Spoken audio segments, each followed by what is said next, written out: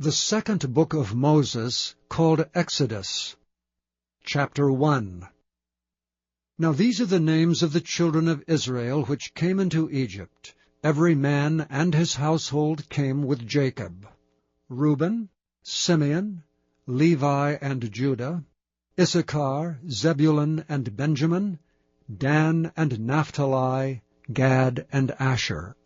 And all the souls that came out of the loins of Jacob were 70 souls, for Joseph was in Egypt already. And Joseph died, and all his brethren, and all that generation. And the children of Israel were fruitful, and increased abundantly, and multiplied, and waxed exceeding mighty, and the land was filled with them. Now there arose up a new king over Egypt, which knew not Joseph. And he said unto his people, Behold, the people of the children of Israel are more and mightier than we.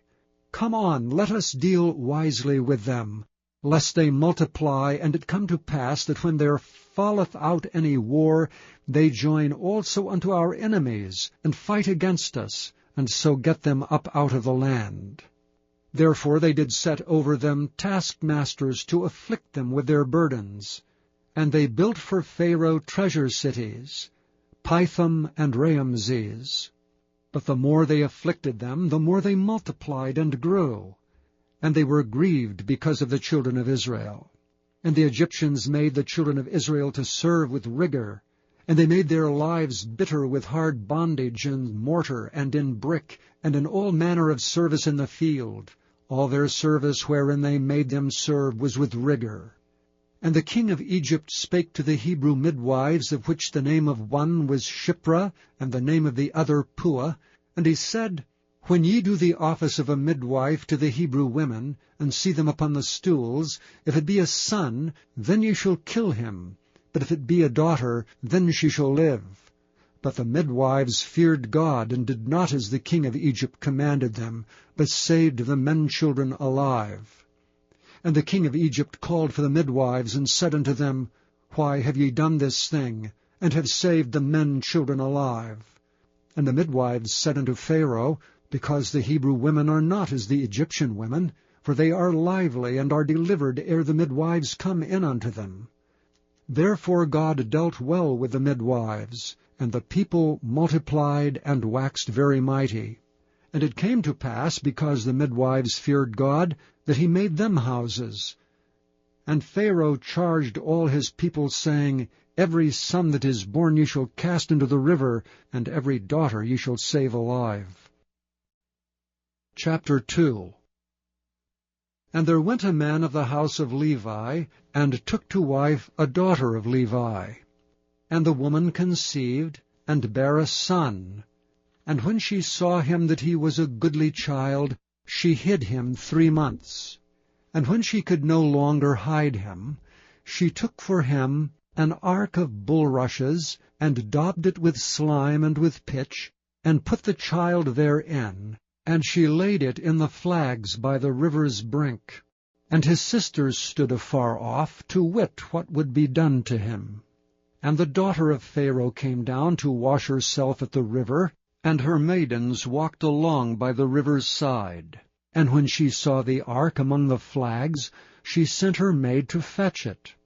And when she had opened it, she saw the child, and behold, the babe wept. And she had compassion on him, and said, This is one of the Hebrews' children. Then said his sister to Pharaoh's daughter, Shall I go and call to thee a nurse of the Hebrew women, that she may nurse the child for thee?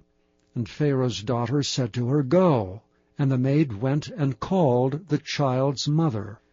And Pharaoh's daughter said unto her, Take this child away, and nurse it for me, and I will give thee thy wages.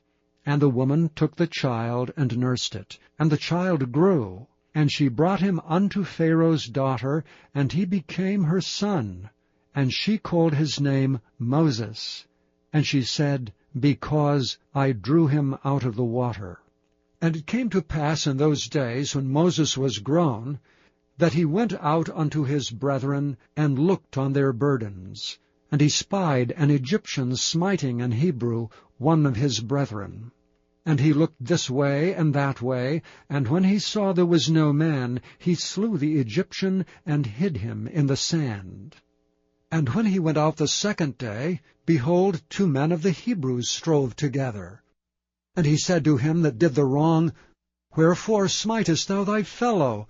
And he said, Who made thee a prince and a judge over us? Intendest thou to kill me as thou killedst the Egyptian? And Moses feared and said, Surely this thing is known. Now when Pharaoh heard this thing, he sought to slay Moses, but Moses fled from the face of Pharaoh, and dwelt in the land of Midian, and he sat down by a well. Now the priest of Midian had 7 daughters, and they came and drew water, and filled the troughs to water their father's flock. And the shepherds came and drove them away, but Moses stood up and helped them, and watered their flock. And when they came to Reuel their father, he said, How is it that ye are come so soon today? And they said, An Egyptian delivered us out of the hand of the shepherds, and also drew water enough for us, and watered the flock. And he said unto his daughters, And where is he? Why is it that ye have left the man? Call him, that he may eat bread. And Moses was content to dwell with the man, and he gave Moses Zipporah his daughter. And she bare him a son, and he called his name Gershom, for he said, I have been a stranger in a strange land. And it came to pass in process of time that the king of Egypt died, and the children of Israel sighed by reason of the bondage, and they cried, and their cry came up unto God by reason of the bondage. And God heard their groaning, and God remembered his covenant with Abraham, with Isaac, and with Jacob. And God looked upon the children of Israel, and God had respect unto them. Chapter 3. Now Moses kept the flock of Jethro his father-in-law, the priest of Midian, and he led the flock to the backside of the desert, and came to the mountain of God, even to Horeb. And the angel of the Lord appeared unto him in a flame of fire out of the midst of a bush. And he looked, and behold, the bush burned with fire, and the bush was not consumed. And Moses said, I will now turn aside and see this great sight, why the bush is not burnt. And when the Lord saw that he turned aside to see, God called unto him out of the midst of the bush, and said, Moses, Moses. And he said, Here am I. And he said, Draw not nigh hither, put off thy shoes from off thy feet, for the place whereon thou standest is holy ground. Moreover he said, I am the God of thy father, the God of Abraham, the God of Isaac, and the God of Jacob. And Moses hid his face, for he was afraid to look upon God. And the Lord said, I have surely seen the affliction of my people which are in Egypt, and have heard their cry by reason of their taskmasters, for I know their sorrows. And I am come down to deliver them out of the hand of the Egyptians, and to bring them up out of that land unto a good land and a large, unto a land flowing with milk and honey, unto the place of the Canaanites, and the Hittites, and the Amorites, and the Perizzites, and the Hivites, and the Jebusites. Now therefore, behold, the cry of the children of Israel is come unto me, and I have also seen the oppression wherewith the Egyptians oppress them. Come now therefore, and I will send thee unto Pharaoh, that thou mayest bring forth my people, the children of Israel, out of Egypt. And Moses said unto God, Who am I, that I should go unto Pharaoh, and that I should bring forth the children of Israel out of Egypt? And he said, Certainly I will be with thee, and this shall be a token unto thee, that I have sent thee.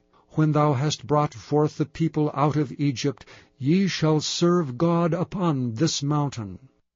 And Moses said unto God, Behold, when I come unto the children of Israel, and shall say unto them, The God of your fathers hath sent me unto you, and they shall say to me, What is his name?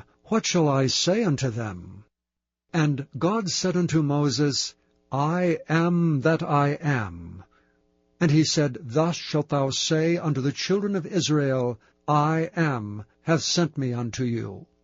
And God said moreover unto Moses, Thus shalt thou say unto the children of Israel, The Lord God of your fathers, the God of Abraham, the God of Isaac, and the God of Jacob hath sent me unto you.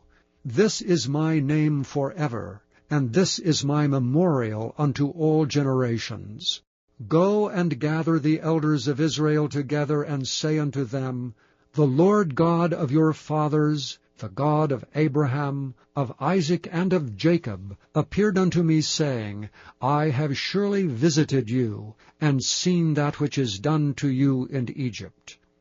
And I have said, I will bring you up out of the affliction of Egypt, unto the land of the Canaanites, and the Hittites, and the Amorites, and the Perizzites, and the Hivites, and the Jebusites, unto a land flowing with milk and honey. And they shall hearken to thy voice. And thou shalt come, thou and the elders of Israel, unto the king of Egypt, and ye shall say unto him, The Lord God of the Hebrews hath met with us. And now let us go, we beseech thee, 3 days' journey into the wilderness, that we may sacrifice to the Lord our God. And I am sure that the king of Egypt will not let you go, no, not by a mighty hand. And I will stretch out my hand, and smite Egypt with all my wonders which I will do in the midst thereof, and after that he will let you go. And I will give this people favor in the sight of the Egyptians. And it shall come to pass that when ye go, ye shall not go empty, but every woman shall borrow of her neighbor, and of her that sojourneth in her house, jewels of silver, and jewels of gold, and raiment, and ye shall put them upon your sons, and upon your daughters, and ye shall spoil the Egyptians.